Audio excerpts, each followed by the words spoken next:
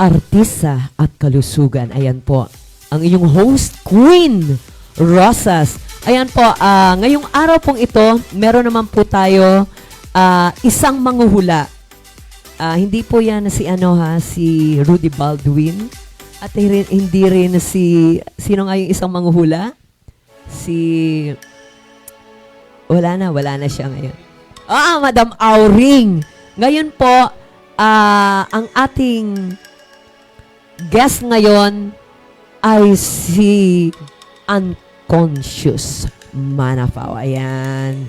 Ayan po. Ito po ay 7 years old pa lang. Meron na siyang kakaibang kapangyarihan na nararamdaman sa kanyang sarili. Ayan po. Di ba kakaiba? Kababalaghan. Okay. Ako po, kagaya ko, nagme-meditate ako. Pwede, sa pagme-meditate ko, pwede akong yung umaangat ba sa lupa. Ayan. Susunod, paglabas ko dito, habang nagme-meditate ako, umaangat sa lupa. Joke lang. Okay po, and syempre, welcome natin ang aking guest sa kababalaghan. Walang iba kundi si Unconscious Manafao. Hi, Unconscious. Kamusta ka? Thank you. Thank you po sa pag-guest, ate. Yes, Queen Rosas, ang iyong lingkod. Okay. Ngayon po, ano naman ang nasa kamay mo? Tarot cards, isang divination tool na ginagamit namin. At usually naman, kahit makita ko lang yung tao, maano ko na yung vibration. Ayun. Pag nakita mo ko, alata mo kung walang syota, walang boyfriend, walang karelasyon, di ba? Hindi naman, pero nafe-feel ko sa'yo, ate, parang fulfilled ka na. Fulfilled, di ba? Natahimik lang ang buhay, kaya wala nang love, wala nang talaga self-love. Naka-focus talaga sa spiritual. Ayan. Yes, indeed. Hindi na ako matutokso ng mga pera, ng mga material na bagay kasi pinagsawaan na yan eh. Kumbaga, nasa spiritual na ako ngayon. Talagang kahit may nakahubad dyan nakahubad, sorry. Hindi, joke po. Nakahubad na mga nagsiswimming, ayan.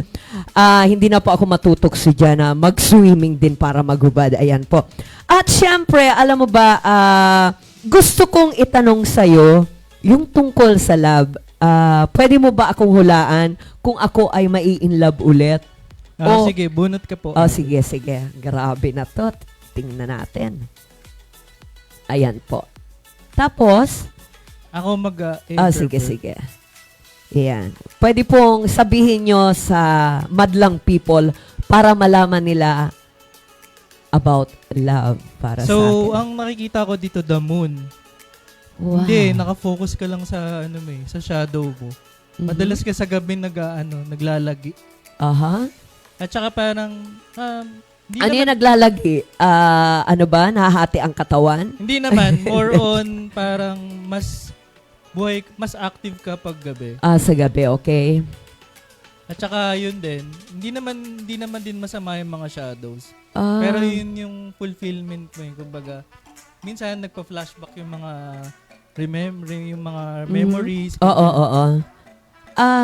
Naniniwala ka ba dun sa tinatawag na deja vu or ano ba yun? Ang tawag doon, yung may isa pa? Yung parang buwalik ka.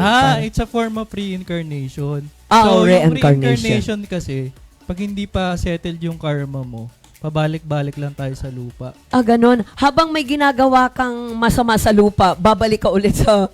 Hindi naman. Akala ko. More on yung parang hindi mo na-fulfill. Kunyari, paulit-ulit yung heartbreaks mo. Parang nangyayari din kasi sa atin yan, usually, yung parang nire-recall ng higher self natin na kailangan mong baguhin.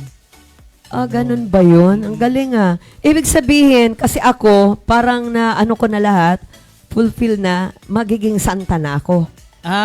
Depende sa Oo, kasi wala ka nang ginagawang kahit anong di ba? Ang galing naman nun, grabe. Kasi ako, sa isang lugar, pag minsan, alam mo ba, nung nasa China ako, talagang pagbaba ko ng airport, sabi ko, itong mga tago-100 na edad, sabi ko, bakit parang makakilala ko sila? Yun. Meron din yung irrelevance dun sa past life mo. Oo. Merong correlation din yun. Kung okay. Parang nakaka-relate ka dun, ibig sabihin, Ibig sabihin, doon ka nang gagaling. Yun. Ibig sabihin, Chinese ako dati. Yeah. O Japanese. Merong Ganon pala correlation. yun. Ayun. Grabe pala, So, ano pa ang maano mo ngayon sa kanila? Ma-share mo sa kanila? Yung pusa, yun din yung isa sa logo ko yung pusa. Kasi yun din yung mga pag nagmi-mission din ako, lagi lumalabas yung pusa. At saka dun sa isang client ko na bago namin kinausap yung asawa niya, lumabas ulit yung pusa. So, hindi lang din naman ako psychic, na kaya ko din makipag-usap sa nag-pass away na tao. Depende kung anong relevance dun sa kamag-anak. Ang galing naman. Grabe, nakapatulala ako dito eh. Yung yung kaluluwa ng mga aso na mo din? Oo, minsan, yun din, yung nakakausap mo. Yung time na, totoo yung ate, yung kamag-anak natin, parang inaalay nung aso yung buhay niya. In return na na para yung kapalit ng buhay ng kamag-anak mo. Totoo yung mga ganong... okay. Pag nag-alulong naman yung mga aso, ano naman makahulugan? Yun. Doon nung pandemic yan, yung amoy sampagita. Na yan, parang may sinusundo. Ganun pala yun. Okay. Pag Friday ba, malakas ang iyong Oo. Friday tsaka Tuesday. Friday. Ngayon, anong nararamdaman mo sa akin? Masaya naman kahit naulan kanina. Okay. At ngayon, pwede bang makakuha sa iyo ng konting yung nangyayari ngayon sa atin na mainit ngayon?